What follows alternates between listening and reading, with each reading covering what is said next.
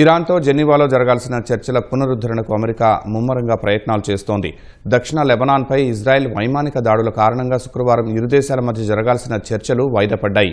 ఈ నేపథ్యంలో చర్చలను పునరుద్ధరించేందుకు అమెరికా తన ప్రయత్నాలను ఉధృతం చేసింది. ఇజ్రాయెల్, హెజ్బొల్లాలు కాల్పుల విరమణకు అంగీకరించేలా మంత్రాంగం నడిపింది. జెనీవా చర్చల్లో పాల్గొనేందుకు అమెరికా రాయబారి స్టీవ్ విట్కాఫ్ జెనీవా బయలుదేరినట్లు యాక్సిస్ న్యూస్ ఓ కథనంలో పేర్కొంది.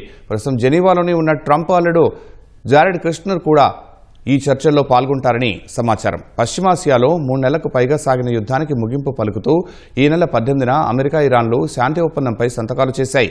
14 అంశాల ఆధారంగా యుద్ధ విరమణకు అంగీకరించాయి.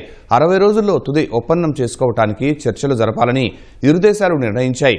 అందుకోసం జెనీవాలో ఇరు దేశాల ప్రతినిధులు సమావేశం కానున్నారు. ఇరాన్ అణు ఒప్పందంపై తొలి విడత చర్చలు జరగనున్నట్లు సమాచారం.